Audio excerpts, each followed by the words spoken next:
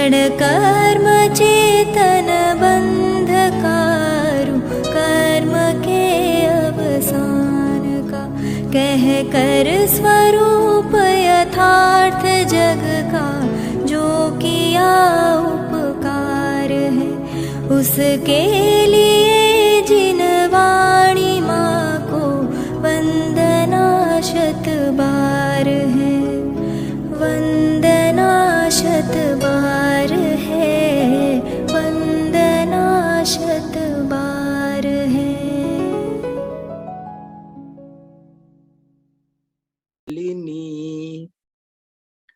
प्रवृद्धाने कांता मृत रस निसेका नवरतम, प्रवृत्ता वागेसा सकल विकला देश वसतः, समन्ताद् भद्रं वो दिशतु मुनिपस्यामलमतेः।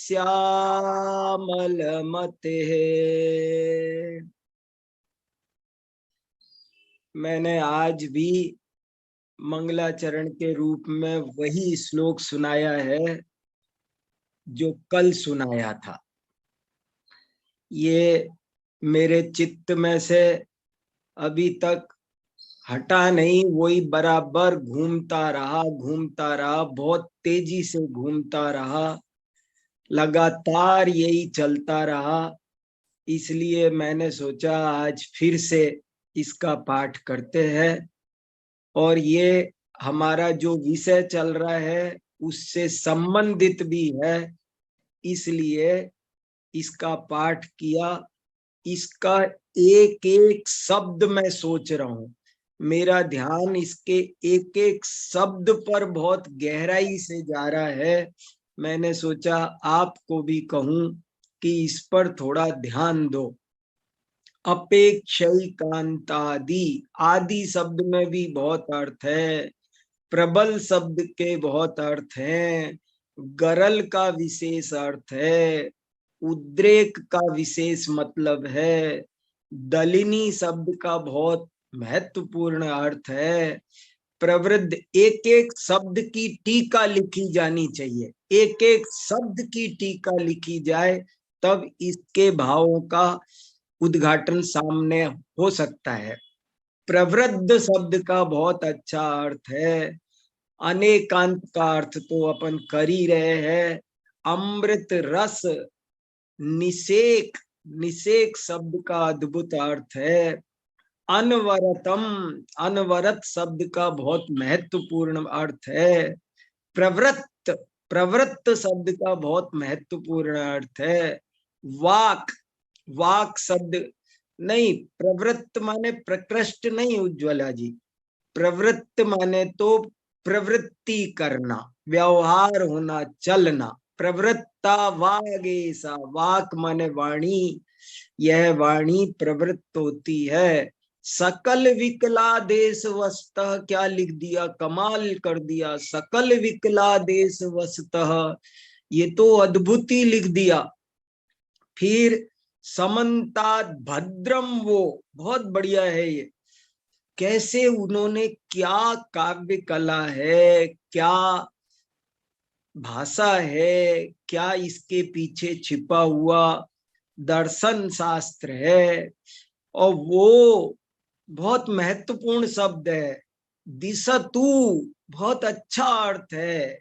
मुनिपस्य, मुनिप, कैसे थोड़े में बहुत कह दिया, मुनिपति, मुनिराज लिखते तो सूत्र जैसा है। इतना बड़ा श्लोक है पर इसकी प्रकृति सूत्र जैसी है कि जो अमलमति, अमलमति शब्द का ऐसे एक एक शब्द में बहुत ही अर्थ है। इसका सामान्य हिंदी अर्थ एक बार फिर सुनाता हूं आपको कि जो अपेक्षैकांतादि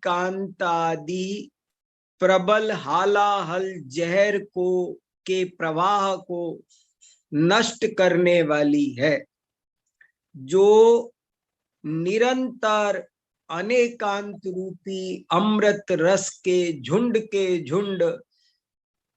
पिलाती है, जो सकलादेश और विकलादेश मुख्य गौण की अद्भुत पद्धति, एकेन आकर्षंती एकेन विकर्षंती, एक को गौण करना एक को मुख्य करना, इस अद्भुत कला के साथ जो प्रवृत्त होती है, वो निर्मल मति मुनिराज समंत भद्राचार्य की वाणी हम सब की मार्गदर्शक बने, हमारा मार्गदर्शन करे, जीवन का आदर्श, जीवन का दिशा निर्देशक कौन हो, हमारे विचार किस दिशा में जाने चाहिए, हमारे विचारों का दिशा बोधक कौन हो, हमारे जीवन का दिशा बोधक कौन हो, अमलमती मुनिराज समंत भद्र की ये स्यादवादमयी वाणी, ये हमारे जीवन का दिशा बोधक यंत्र है। जैसे जहाज चुंबक को देख करके उसी दिशा में जाते हैं, ऐसे ही हमारी विचारधारा कहाँ जाए, हमारी विचारधारा इन अमल मति मुनिराज समंत भद्र की जो वाणी है स्यादवादमयी, जो एकांत के प्रबल गरल को चढ़ने से रोक देती है और अनेकांत के अमृत रस से सींचती है, निषेक करती है, लगातार अनेकांत के अमृत रस से जीवों को सींचती है। ऐसी समंत भद्राचार्य की वाणी वो हमारा आपका सबका दिशा बोध करे। ऐसी सुंदर ये 1250 साल पहले विद्यानंद आचार्य ने लिखा हुआ श्लोक है, बहुत ही अद्भुत है।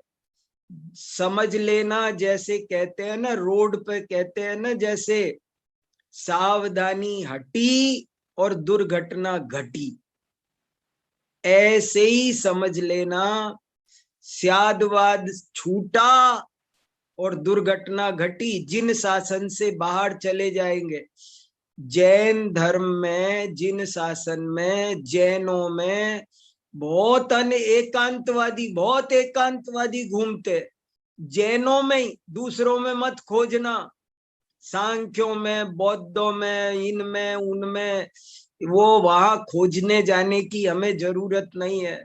हमारे अंदर बहुत सारे एकांतवादी घूमते हैं, अपने अंदर, हमारे अंदर तो कोई ऐसा एकांतवाद की ढलान नहीं आ रही है, हम तो नहीं ढल रहे हैं एकांतवाद की तरफ।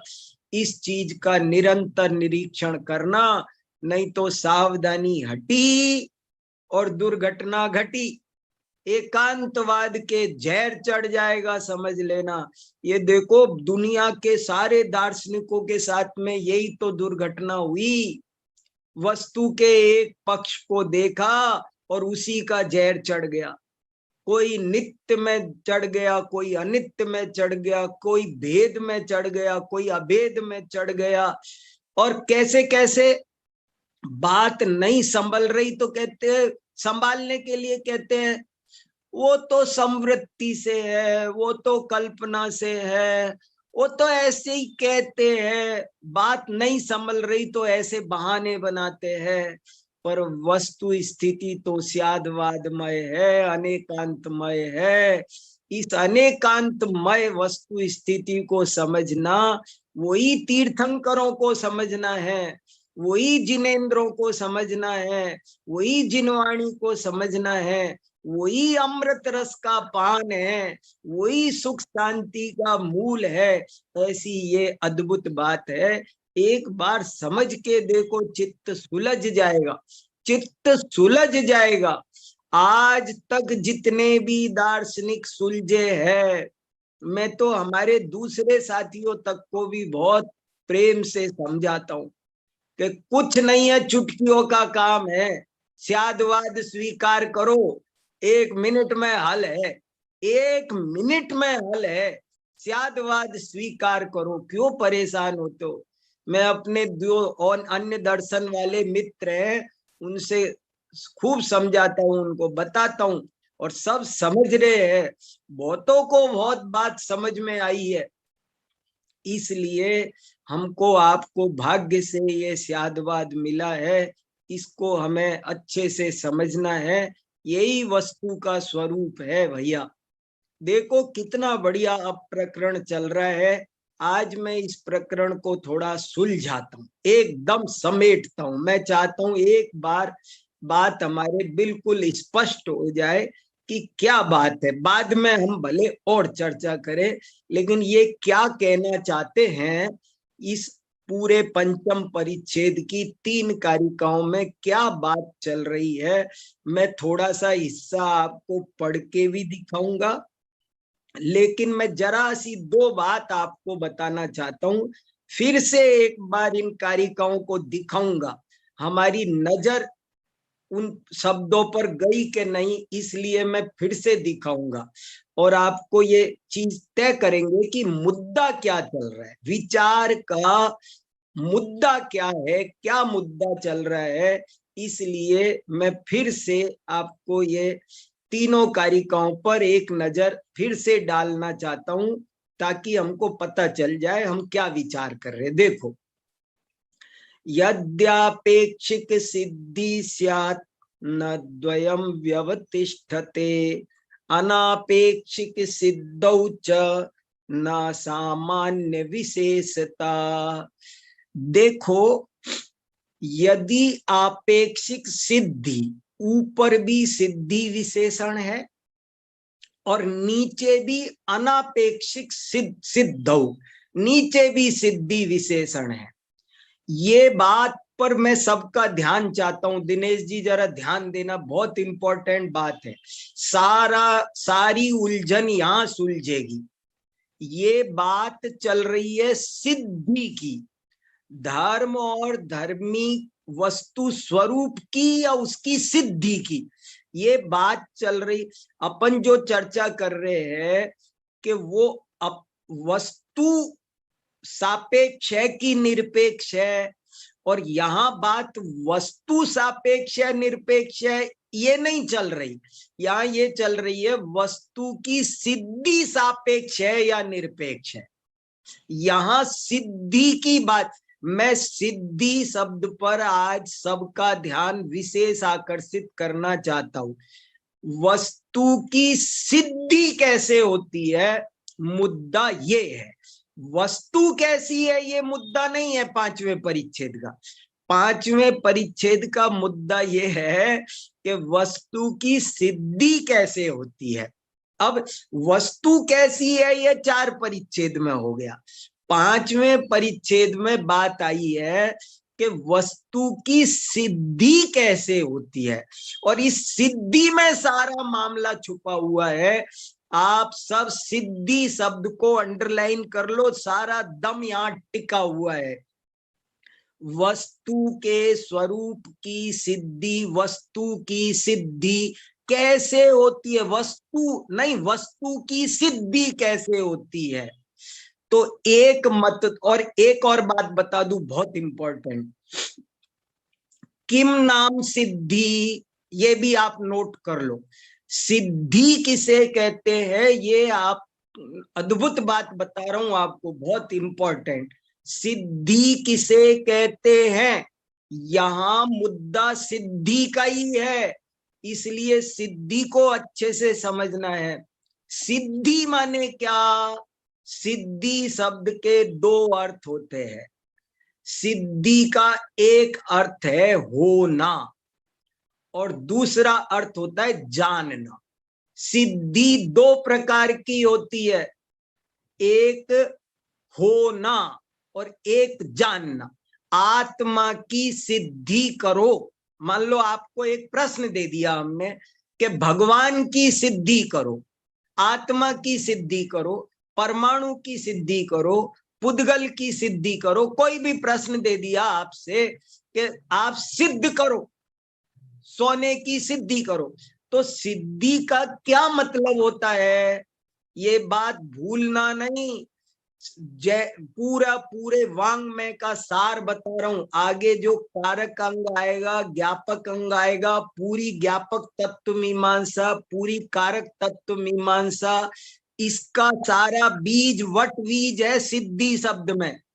सिद्धि दो तरह की होती है, एक तो होना और एक उसे जानना। आत्मा की सिद्धि करो। आपको प्रश्न पूछा जाए तो आपको ये पूछने का, प्रश्न पूछने वाले से ये पूछने का राइट है कि भैया कौन सी सिद्धि पूछ रहे हो? आत्मा है ये सिद्ध करना है या आत्मा को जानना है ये सिद्ध करना है? सिद्धि दो तरह की होती है, एक होने रूप सिद्धि, एक जानने। एक तो वस्तु है, एक उसे होना, उसको घट होना है, उसको सिद्ध करके दिखाओ। आप सिद्ध करो कि भगवान है, आत्मा है और ऐसा है, अनंत गुण वाला, ये है वो है। ये एक सिद्धि का प्रकार है। और दूसरा प्रकार है कि उसे जानना है, उसे आत्म सिद्धि, एक ग्रंथ का नाम है आत्म सिद्धि, आत्म प्रसिद्धि। आत्म प्रसिद्धि, आत्म ख्याति का क्या होता है? प्रसिद्धि, उसे जान लेना, ये एक प्रसिद्धि है, और उसका होना ये एक सिद्धि है। तो यहां सिद्धि की बात चल रही है और मुद्दा ये है कि वस्तु की सिद्धि आखिर कैसे होती है। तो एक मत तो कहता है कि वस्तु की सिद्धि अपेक्षा से होती है, अपेक्षित ही होती है, और एक कहता है अनापेक्षिक ही होती है। और ये दो बहुत बड़े बड़े मत हैं। और जरा वो क्या कहना चाहते हैं, अब एक मिनट आप इसको भी ध्यान से सुन लो, उनका मन में क्या चोर है, क्या कहना चाहते हैं। ये आपेक्षिक सिद्धि वाले क्या कहना चाहते हैं, अब एक लाइन में मैं ये बोल रहा हूं। अनापेक्षिक सिद्धि वाले क्या कहना चाहते हैं, अब मैं आपको ये बता रहा हूं। देखो, आपेक्षिक सिद्धि वाले तो ये कहना चाह रहे हैं कि वस्तु में जो भी गुण धर्म है वे सब आपेक्षिक है, काल्पनिक है, फॉर्मल है, वे रियल है ही नहीं, सब गप है, खत्म करना चाहते हैं। वो ये कहते हैं कि वस्तु में कुछ नहीं है।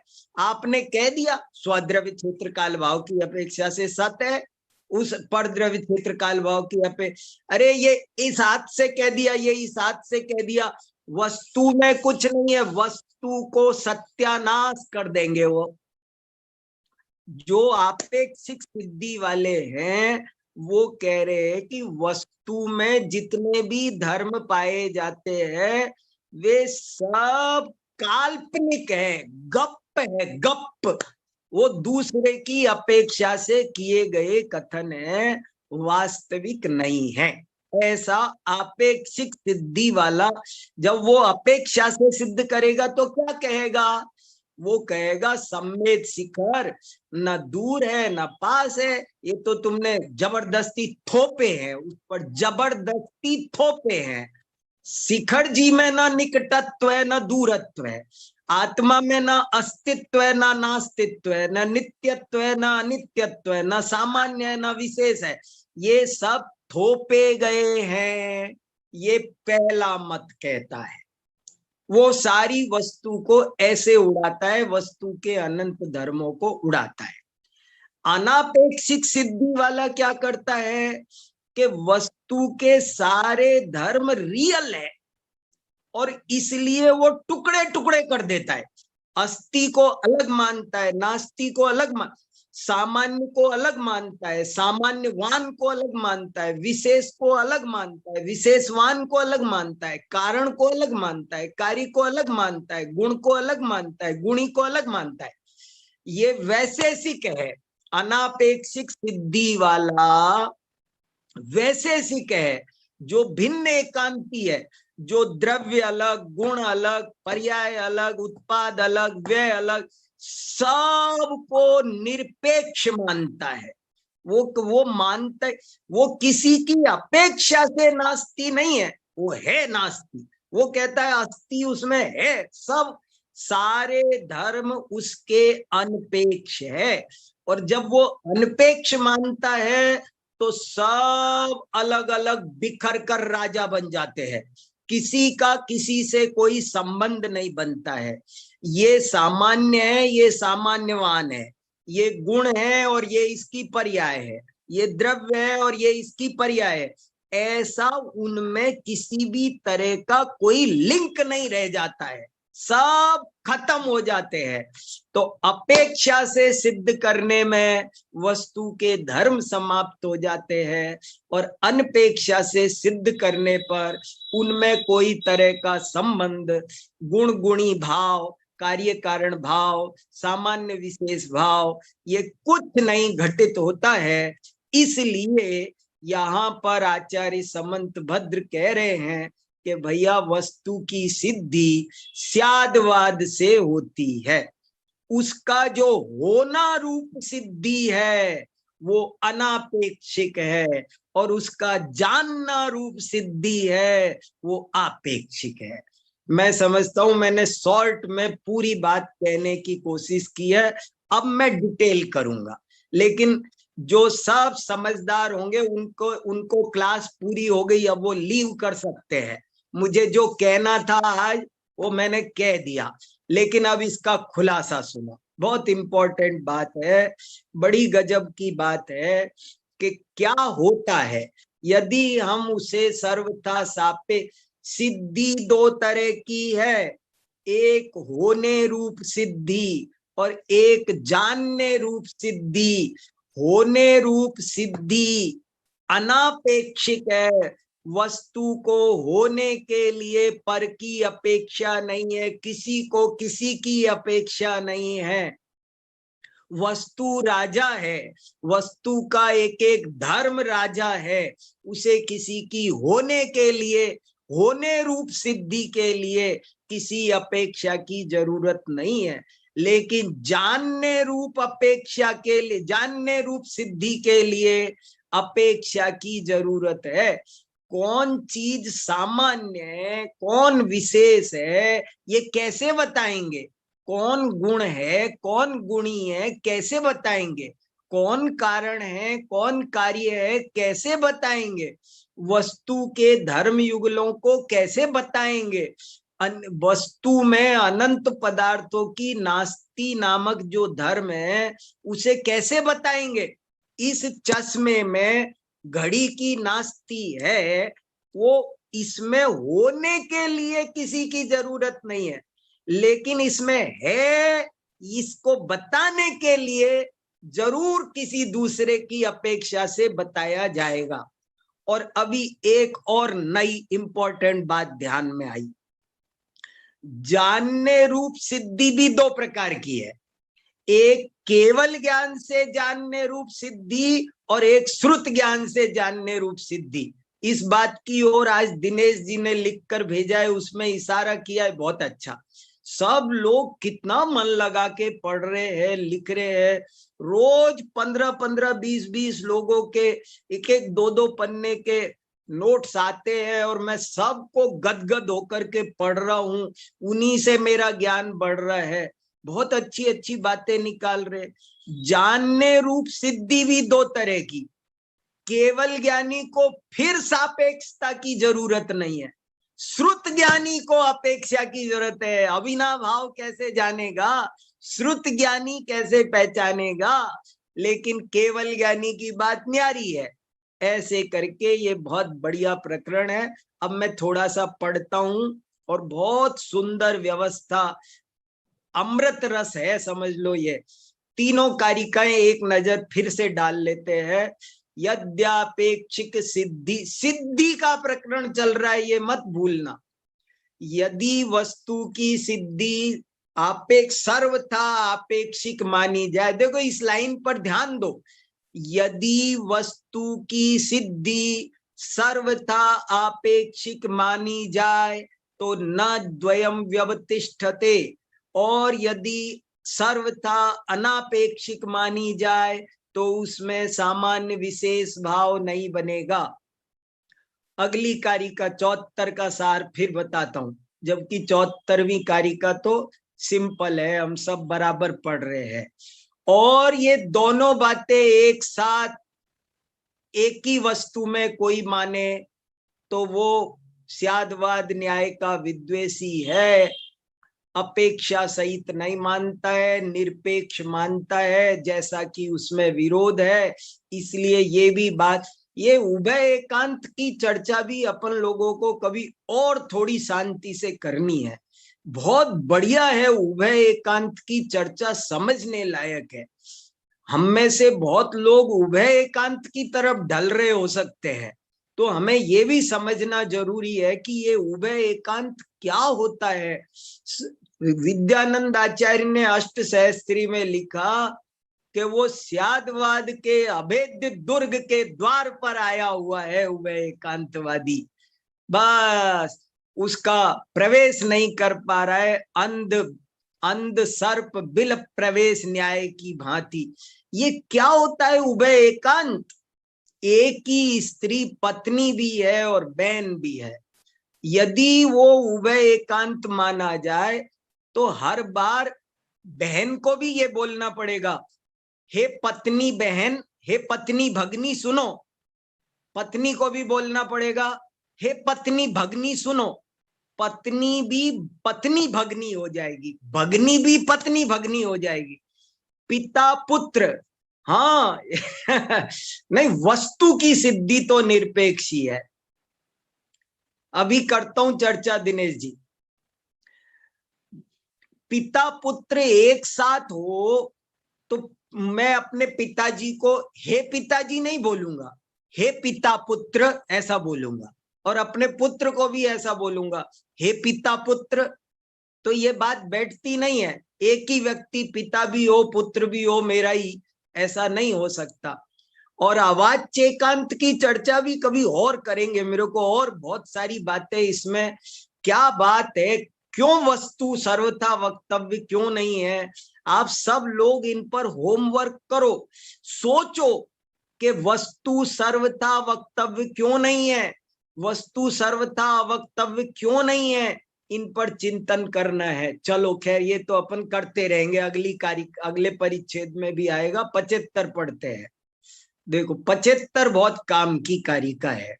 75 नंबर की कारिका बहुत ज्यादा महत्वपूर्ण है। धर्म धर्म्य विनाभाव सिद्धत्यन्योन्य वीक्षया न स्वरूपम स्वतो ये तत्कारक ज्ञापक अंगवत। धर्म और धर्मी का अविनाभाव। अविनाभाव क्या है? जानने रूप सिद्धि के लिए चाहिए।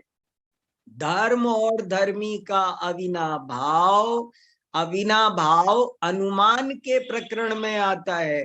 धर्म और धर्मी का अविनाभाव अन्योन्य वीक्षया, एक दूसरे की अपेक्षा से सिद्ध होता है, लेकिन ना स्वरूपम, किंतु उनका स्वरूप अपेक्षा से सिद्ध नहीं होता है। वो तो स्वतो ये तत्, वो तो स्वतः ही है।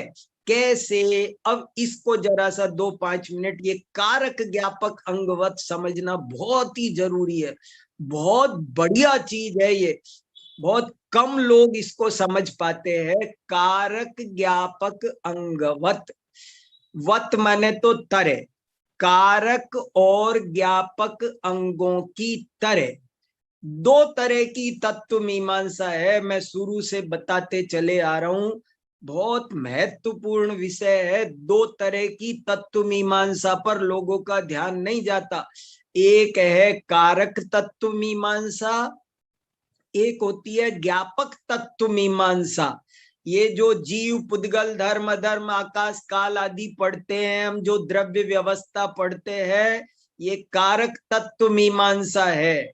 और जो प्रमाण नय आदि व्यवस्था पढ़ते हैं, ये ज्ञापक तत्व मीमांसा है।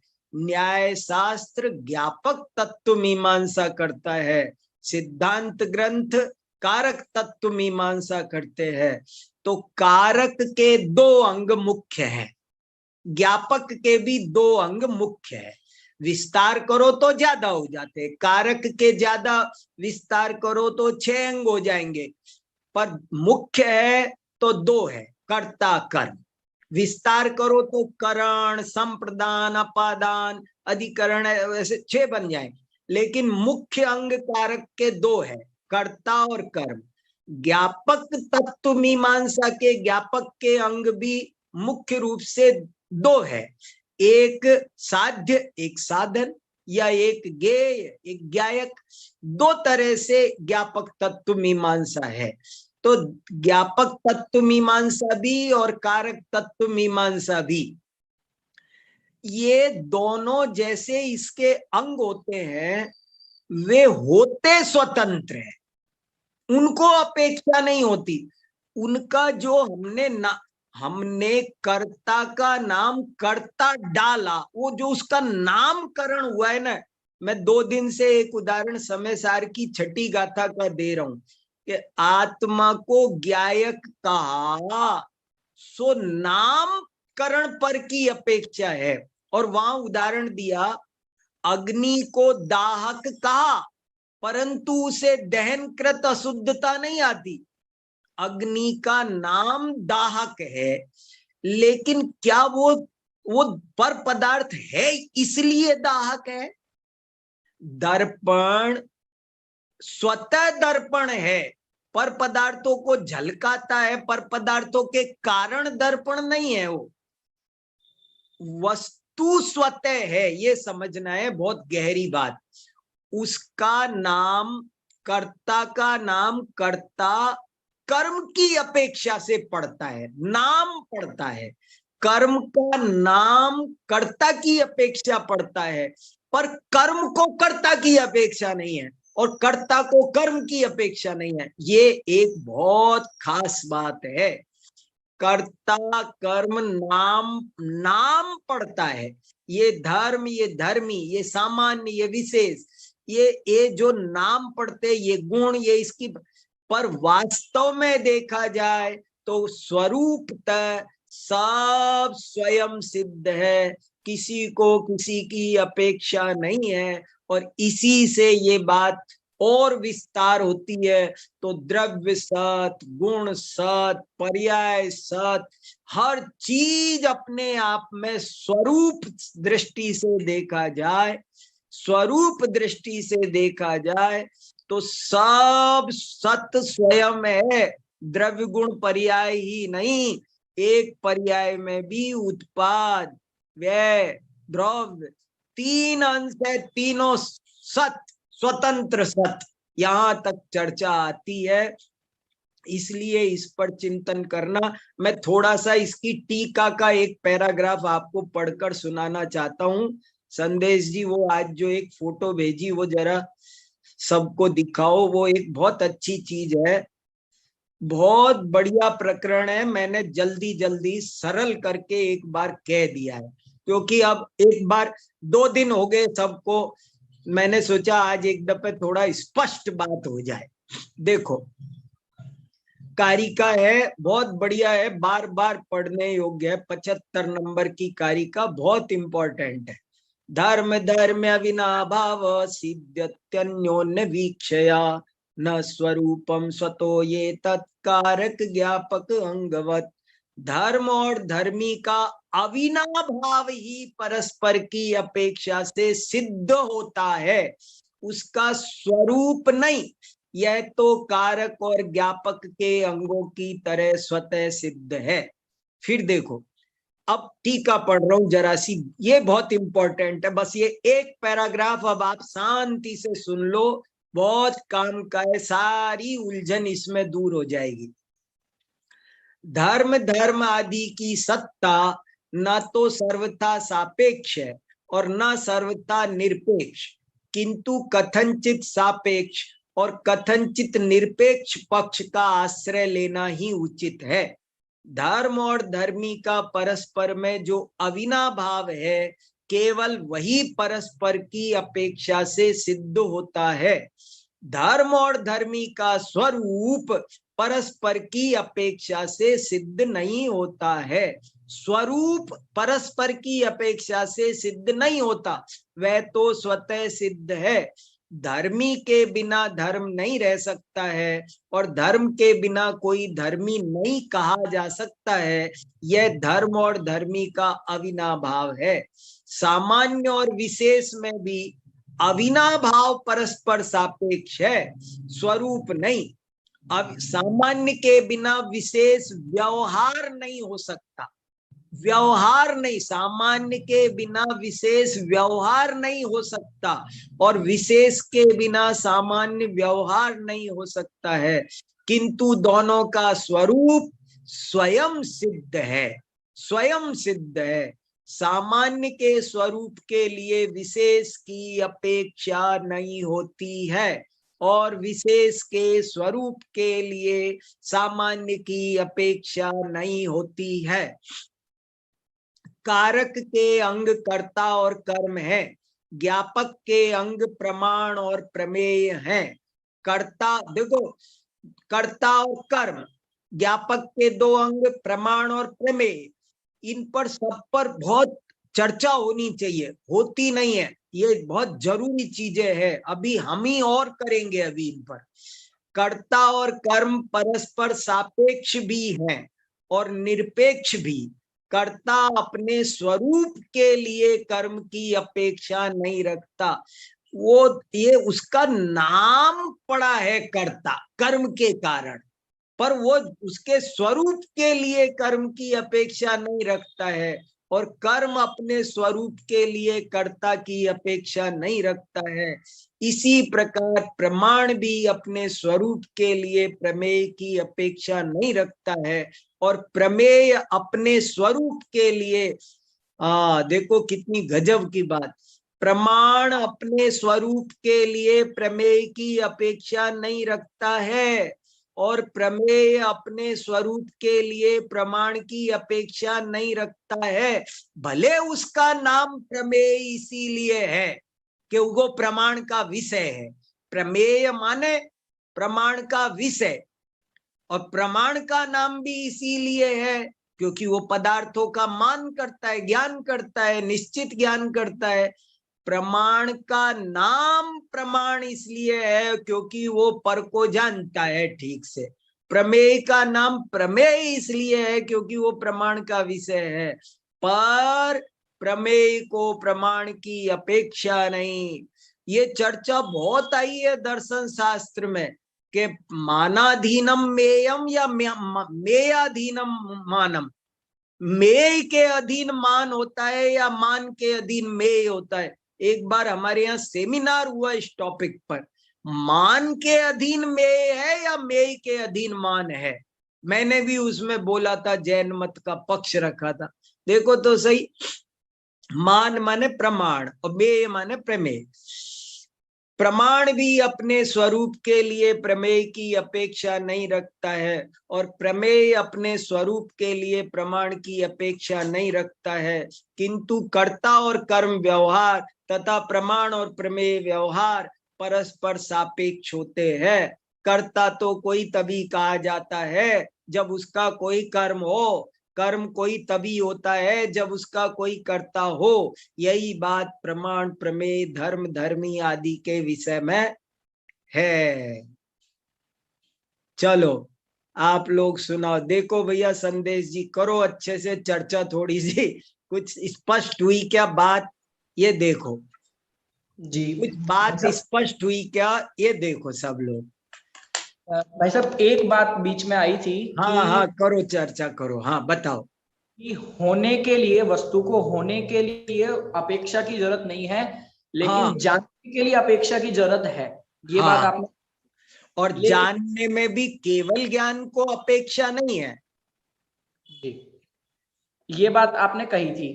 लेकिन श्रुत ज्ञान को अपेक्षा की जरूरत, जैसे आत्मा में पर पदार्थ की नास्ती है, कोई भी वस्तु पर द्रव्य से उसमें नास्तित्व धर्म है एक वस्तु में, उसे हम कैसे जाने। हम अभाव नामक धर्म को कैसे जाने, खासकर अभाव को बताओ आप।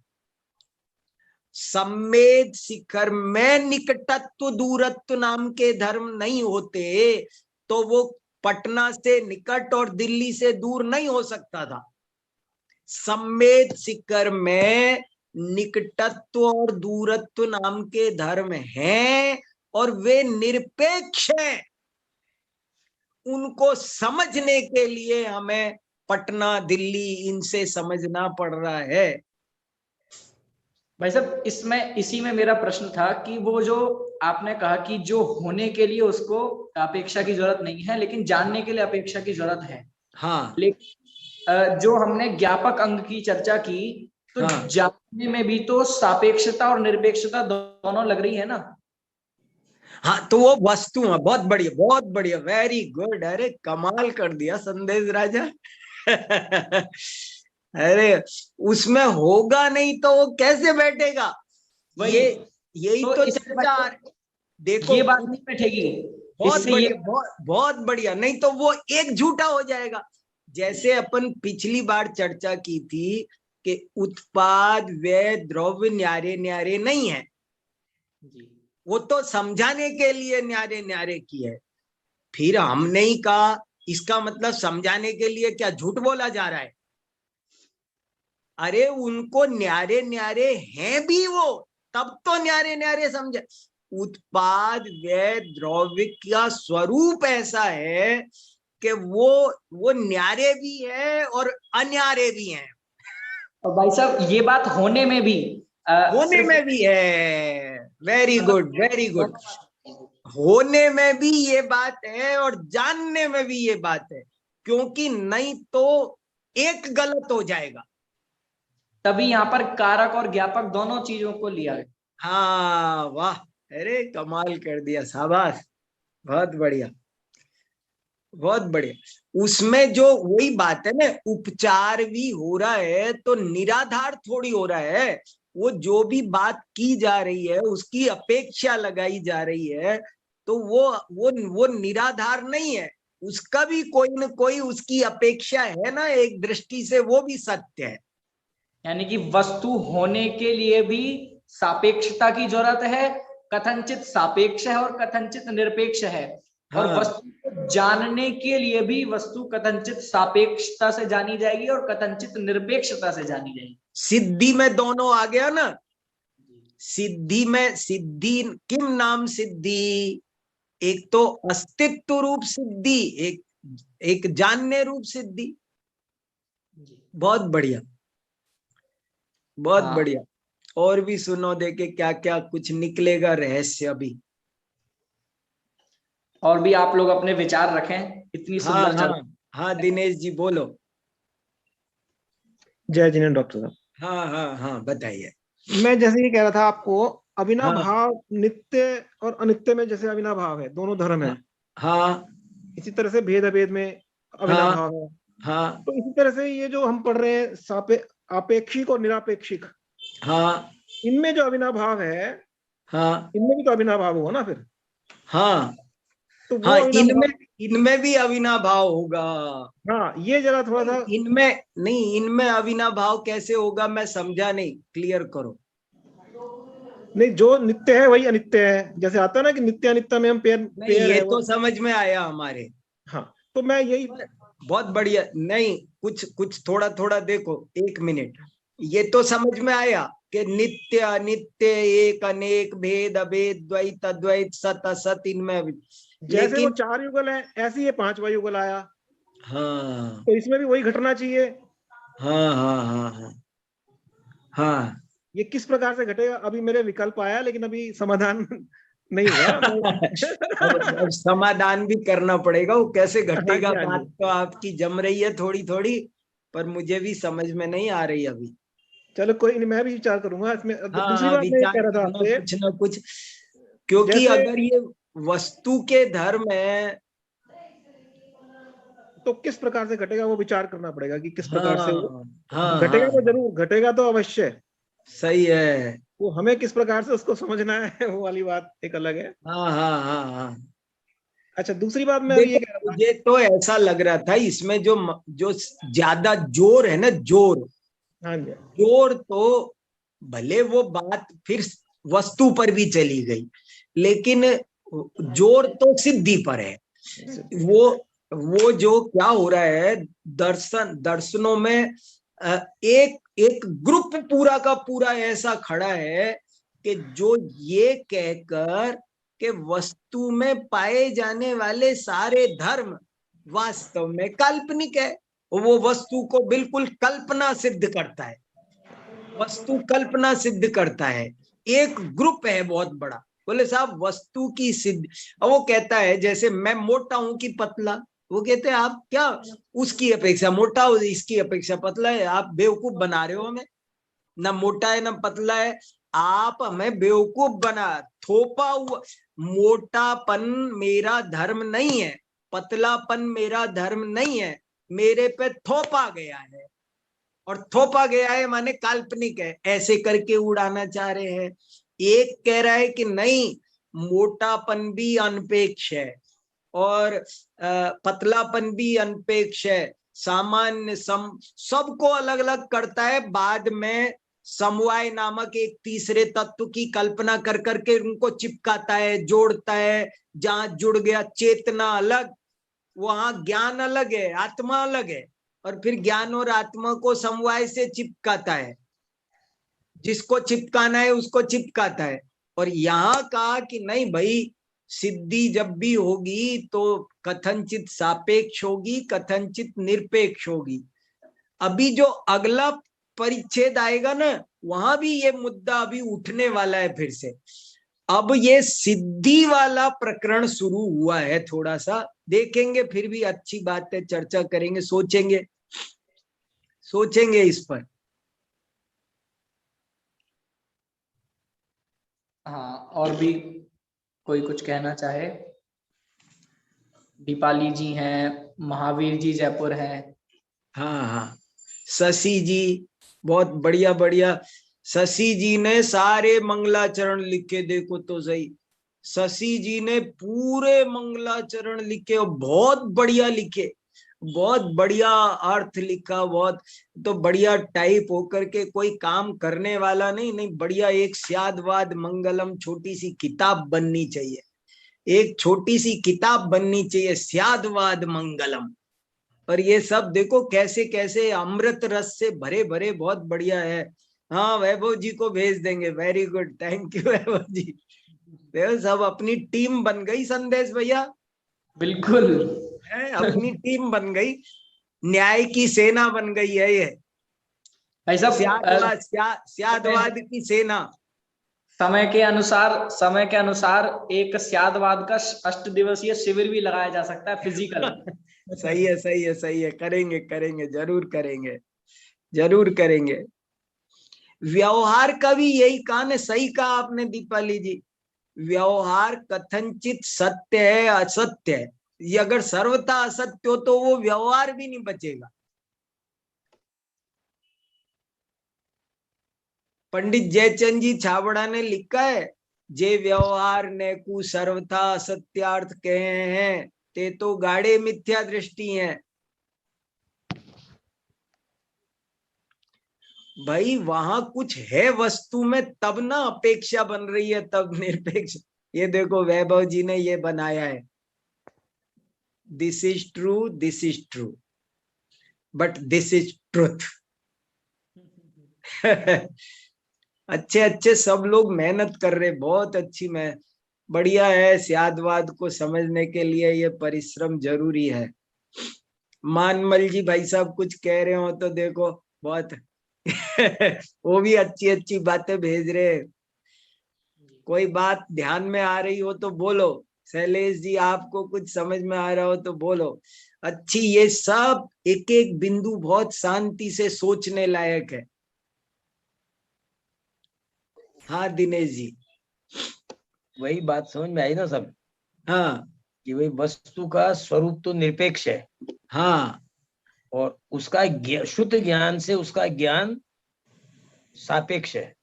नहीं मगर यहाँ ये भी बात अभी स्थापित हो रही है जी। कि स्वरूप में भी बात है वो वैसी। अच्छा। नहीं तो वो वाणी में भी कैसे आ रहा है? नहीं, देखो सामान्य का नाम सामान्य बिना विशेषों के कैसे पड़ेगा? और तो विशेष के कारण ही पड़ेगा सामान्य नाम। और विशेष का नाम विशेष कैसे पड़ेगा? सामान्य के वो एक बात मैं भी शुरू में यहीं से उठाई थी, लेकिन अब ये भी बात समझ में आई कि वो वस्तु में भी वही उत्पाद, व्यय, द्रव्य तीनों एक समय में होते हैं जी। और एक ही चीज है, भिन्न भिन्न नहीं है। अब लेकिन फिर भी वो भिन्न भिन्न समझाए जाते हैं। तो समझाए जाते हैं तो खाली समझाए जाते हैं या होते भी हैं? होते भी हैं। माने ये एक गजब की बात है कि वो हैं भी वैसे होते। ऐसे ही वस्तु में ठीक है, कर्ता को कर्म की अपेक्षा नहीं, कर्म को कर्ता की अपेक्षा नहीं, अग्नि को ईंधन की अपेक्षा नहीं, ईंधन को अग्नि की अपेक्षा नहीं, ठीक है, स्वरूप की अपेक्षा ठीक है, लेकिन अग्नि का नाम दाहक कैसे पड़ा? ज्ञान का नाम ज्ञान क्यों है? आत्मा का नाम ज्ञायक क्यों है? ज्ञेय के तो कारण कुछ बात तो है ना। ज्ञेय के बिना ज्ञायक कैसे होगा?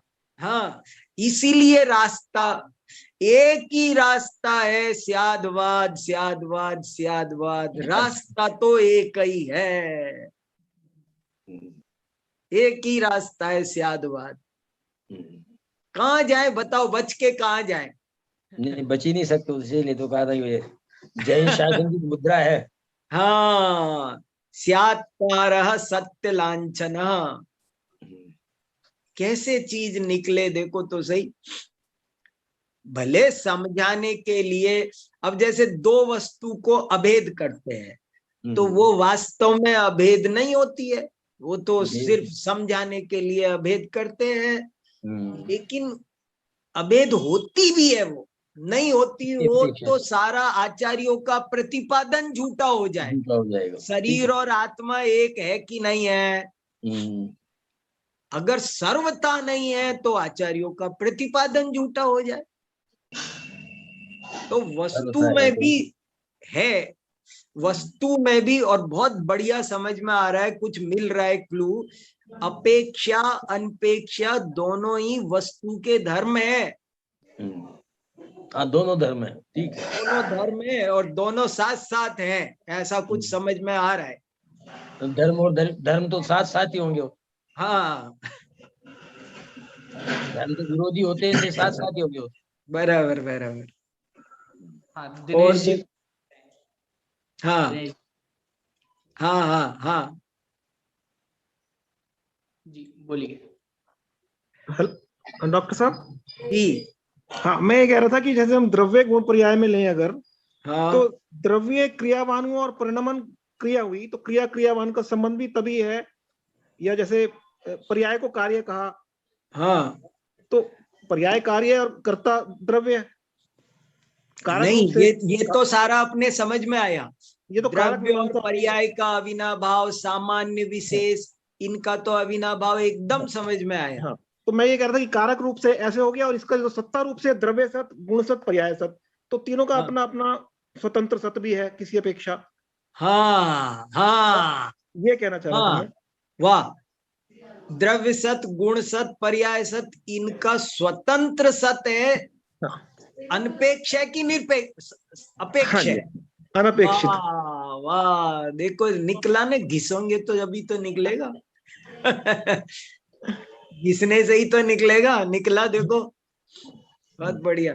हाँ, प्रज्ञा प्रज्ञा प्रज्ञा। हाँ चाचा, मैं तो थोड़ा सा क्वेश्चन है, आंसर नहीं है मेरे पास। हाँ, मुझे तो लग रहा था आज पापा भी कुछ बोलेंगे। हाँ चलो। हाँ, पापा यूट्यूब पे सुनते हैं घूमते समय, तो नहीं, मैंने सोचा आज बोलेंगे वो शायद। हाँ चलो, कोई बात नहीं। हाँ तो चाचा क्वेश्चन है, मेरे पास आंसर नहीं है।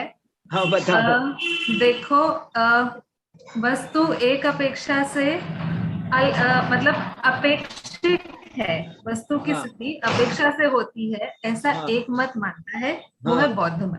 हाँ। ठीक है। हाँ अनपेक्षा से भी सिद्धि होती है, ऐसे वैशेषिक मानते हैं। बराबर।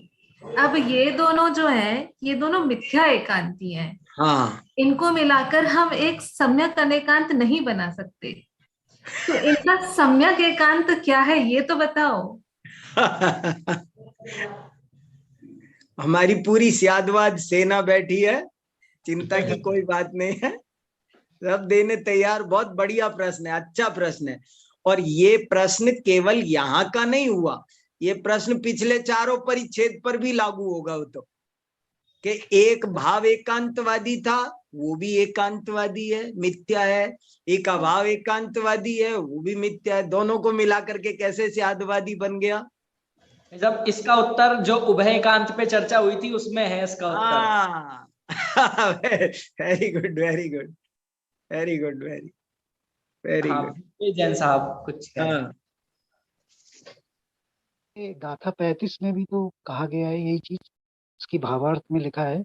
विवक्षा और विवक्षा करने वाले व्यक्ति अनंत धर्म वाली वस्तु में विद्यमान विशेषण की ही विवक्षा और विवक्षा करते हैं, अविद्यमान की। हाँ हाँ हाँ हाँ, कारिका 35। हाँ भाई साहब।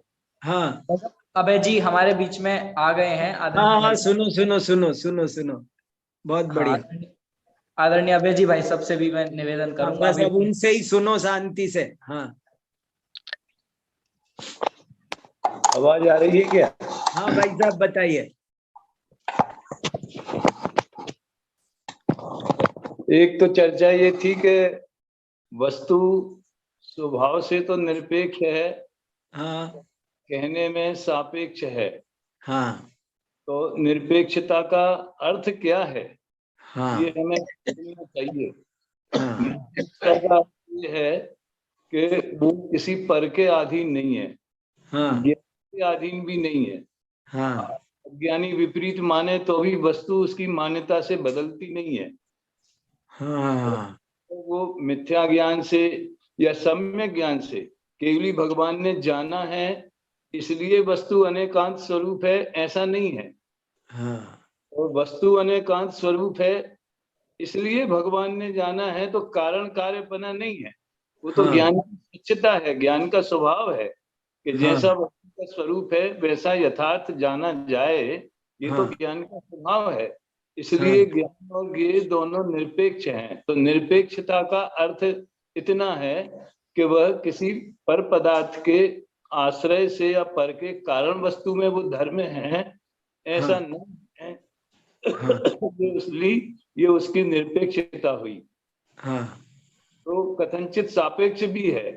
जो आप ये कहते हो कि वो मोटा पतला वाला धर्म या दूर पास वाला धर्म होना तो चाहिए, तो जो शिखर जी जिस स्थान पे है उसी स्थान पर स्थित है, ये उसकी निरपेक्षता है। और जो जितनी दूर है उसको उतनी दूर और उतनी पास महसूस होता है। तो ये धर्म कोई शिखर जी में होना जरूरी नहीं है, लेकिन उसकी निरपेक्षता तो इसमें ही है कि वो जहाँ है वहां है। अभी सापेक्ष है को हम कैसे समझें कि उसके परस्पर विरोधी धर्म है, वो अविनाभावी है। न्याय ग्रंथों में अविनाभाव को सापेक्षता कहते हैं। और मैंने इसका जब वो सुबह चर्चा की थी अपन ने कि दादा ने जो बताया, धवला का एक कोटेशन दिया है नए चक्र में कि ये अपेक्षा या अभिप्राय से को अर्थ है। तो उन्होंने कहा वस्तु के किसी एक धर्म को मुख्य करना यही अपेक्षा है। तो वो ज्ञान में वस्तु में मुख्य गुण नहीं होता, इसलिए वो निरपेक्ष है। और ज्ञान में मुख्य गुण करके जाना जाता है, तो ज्ञान के आरोप से वस्तु को सापेक्ष कहते हैं। लेकिन उसके धर्म भी परस्पर अविरोधी रूप से रहते हुए वस्तु में रहते हैं, एक दूसरे नहीं रह सकते। अस्थि के बिना नास्ति नहीं हो सकती, नास्ति के बिना अस्थि नहीं हो सकती। तो ये वस्तु की सापेक्षता है, उनके धर्मों की सापेक्षता है। अविनाभावपना वो वस्तु की सापेक्षता है, और पर से पराधीन नहीं है, ज्ञान के अधीन नहीं है, अन्य के विकल्पों के अधीन नहीं है, ये वस्तु की निरपेक्षता है। इस एंगल से सोचें थोड़ा और इसको डेवलप करें तो और अच्छा इससे अपने को मिलेगा। बराबर बराबर। अस्ति के बिना नास्ति नहीं हो सकता है या उसको जान नहीं सकते हैं? नहीं, जान भी नहीं, होती भी नहीं, वस्तु में होती भी नहीं है। नहीं, वस्तु अपन है तो अपन तो ज्ञान की तरफ से ही बात करेंगे, क्योंकि अपन वाली पार्टी में आते हैं। बहुत बढ़िया। लेकिन वस्तु की सिद्धि कर रहे हैं तो सिद्धि तो वस्तु की हो रही है। सही है। तो ज्ञान से ही वस्तु को सिद्ध कर रहे हैं। तो स्वरूप चतुष्टय से अस्तित्व है, तो पर चतुष्टय से नास्तित्व न हो तो स्वरूप चतुष्टय से अस्तित्व नष्ट हो जाएगा, तो सुरक्षित नहीं रहेगा। तो वस्तु में अनिवार्य है दोनों परस्पर विरोधी सत असत, एक अनेक, नित्य अनित्य, भेद अभेद, इन सबका एक साथ रहना आवश्यक है। क्योंकि देखो वस्तु की तरफ से अमृतचंद्र आचार्य देव ने शादवाद की परिभाषा लिखी कि एक वस्तुत्व को निप जाने वाली। बराबर बराबर। वो दोनों परस्पर विरोधी धर्म जो हैं वो उसके वस्तु स्वरूप को सुरक्षित रखते हैं। और तीसरी गाथा की टीका में उत्पाद है और द्रव्य एक विरुद्ध और अविरुद्ध कार्य कहे गए हैं। तीसरी गाथा की टीका में तो संलग्न है इसलिए अविरुद्ध है, और उत्पाद वे परस्पर विरोधी हैं। तो विरुद्ध और अविरुद्ध कार्य के द्वारा विश्व का उपकार करते हैं। ये गाथा है। तो विश्व का उपकार करते हैं मतलब वस्तु व्यवस्था को उत्पाद व द्रव्य के द्वारा टिकाए रखा गया है। आशय ये है बस केवल इतना कि वो वस्तु में परस्पर विरोधी धर्म होते ही हैं, अन्यथा वस्तु तो सिद्ध नहीं हो सकता, प्रयोजनभूत क्रिया नहीं हो सकती, अर्थ क्रिया कारित्व नहीं हो सकता। तो ये तो बस तरफ से बात हो गई। अब सिद्ध हम कर रहे हैं तो हम तो ज्ञान से सिद्ध करेंगे। बहुत अच्छा, बहुत अच्छा। हम सब लोग इस विषय पर बहुत अच्छे से गहराई से इस दिशा में भी थोड़ा सोचेंगे सब लोग। जरूर सोचिए। और फिर अभी मैंने सोचा है, मैं तो इसलिए चाहता हूँ कि धारा जो चलती है उसमें डिस्टरबेंस ना हो। नहीं कोई, अरे आपसे तो सुविधा हो रही है। हाँ ठीक है, मुझे भी सोचने का बहुत अवसर मिलता है। जब मैंने पद्यांत बात किया था आप तो मीमांसा का, तो गहराई से फिर वो सब ख्याल में आई थी, कारिकाओं के अर्थ भावार्थ वगैरह कहीं कम भी सब ख्याल में आया, लेकिन पद्यांत बात दिक्कत नहीं हुई। लेकिन इसलिए दोबारा उसका स्वाध्याय करने का अवसर मिल रहा। बहुत अच्छा, बहुत बढ़िया, बहुत बढ़िया, बहुत अच्छा, बहुत अच्छा भाई साहब, धन्यवाद।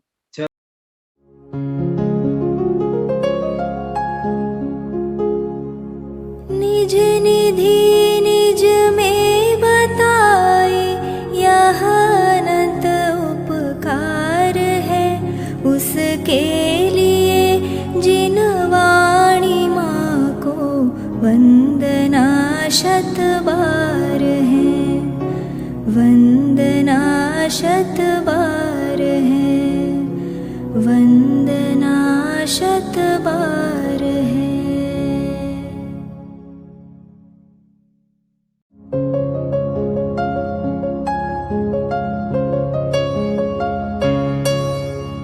हे जिन वाणी भारती तो ही जपो दिन रैन, जो तेरी शरणा गहे सो पावे सुख चैन। जा वाणी के ज्ञान ते सूझे लोकालोक, सो वाणी मस्तक नवो सदा देत हो ढोक, सदा